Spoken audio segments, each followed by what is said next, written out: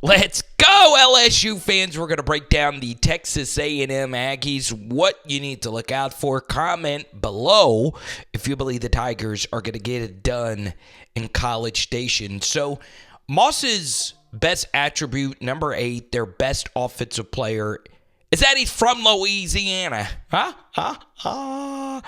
no, for real, he is top 10 in the nation in breaking tackles, right? Yards after first contact, according to Pro Football Focus. He is ranked 9th, minimum 100 carries, and as you can see in the background, there he is breaking tackles. And the funny thing was, this run didn't even count. There was a phantom holding call here. Stopping Le'Veon Moss is going to be critical because, in the game a few years ago, Connor Weigman tore us up, but a big reason why he tore us up as a true freshman is that he had a running game, right? They were able to establish it with Devon Achane.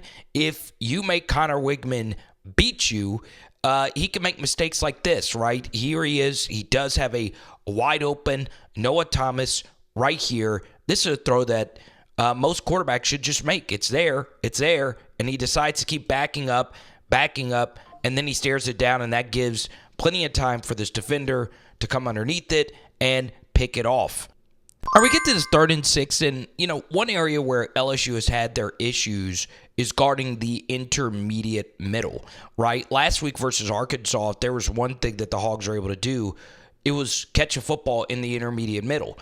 Now, this honestly is more good offense than bad defense. This was a longer developing route, and Weigman was getting hit while this football was released. If he hits him in stride, this is a few extra yards. But Jabri Barber, number 1, has really come on for them. He had his best game last week versus Mississippi State. Overall, their best receiver is number 3, Noah Thomas. He's been at A&M forever, okay? And this guy has broken tackles. He had a big broken tackle for a touchdown versus Arkansas early in the game, and here he is breaking one right here. So, we bring a lot of corner blitzes, or we do have it just in our arsenal. Got to be able to make this tackle, right? And so he makes 2 guys miss and makes a 3rd miss to gain all this extra yardage, right? Now, is he good? Yeah, he's good. I wouldn't say he's special by any stretch of the imagination. Just a very solid wide receiver. So A&M will be more than likely out Chase Basantis, an offensive lineman that we recruited pretty heavily. They do have Cam Dewberry, who's normally their number 6 guy. They like to run those heavy sets, but the guy that has been amazing this year has been Zune, number 60, the left tackle. Pitched a shutout last week versus Mississippi State. Look at him having this pass rusher in a phone booth, man. That's about as good of a rep as you're ever going to see. A&M overall, pretty solid offensive line, right? They want to establish that run. And as you can see, this is a great play by Ja'Day Walker, the wide receiver. So overall, this is a really, really, really solid Texas A&M offense, right? Nobody that's just like Devon Achane level special, but there are some really, really, really good football players on this team. So the guy you have to look out for A&M is number 11, Nic Scourton. I mean, this whole defensive line is good, right? They're lower digit guys. Shamar Stewart is a good player. 4 is also a former 5-star. And as you can see, they collapse his pocket. And this right tackle here gets absolutely dominated. But the truth is, LSU's offensive tackles are way better than Mississippi State's offensive tackles. These are 2 of the lowest rated offensive tackles in the SEC, but still, these are really good defensive linemen. They're going to have the home crowd to their advantage. And this rush is what's forced this pick, right? And as you can see, Van Buren, we've seen Garrett Nussmeier make this mistake just to avoid taking a sack. He get on his back legs and just throw this football into heavy traffic. Remember, a few years ago, a defensive touchdown is what essentially sealed the game for A&M. So we have to avoid that. And sometimes taking a sack is a good thing, right? Garrett Nussmeier made this mistake earlier in the game as well. There was a lot of pressure, and he threw the football under heavy traffic, and it hit a helmet, and it was picked off. Right here, there's a lot of pressure right up the gut. DJ Chester is right in your lap. Help your center out here. roll out here to the left side. Don't throw in the face of heavy traffic off your back foot, because bad things do have a tendency of happening, and that is essentially what happened here. So the truth is, LSU's pass protection hasn't given up a sack on the season per PFF. Garrett Nussmeier's only been sacked twice. This is one thing, though, where it's kind of weird. Sometimes taking a sack is good, right? And because of the crowd noise, because of the environment, the LSU offensive line is going to give up some pressure. So taking a sack isn't the worst thing, and you'll see that this guy already sees the surrender cobra. That is pretty impressive stuff that he saw it already, and this is a pick that you do not want to happen. So it's going to be really hard for LSU.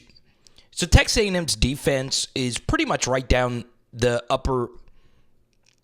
So the Texas A&M defense is about 4th or 5th in about every statistical category so far this year. So not elite, but pretty daggum good. Man, it's going to be really hard to run on them.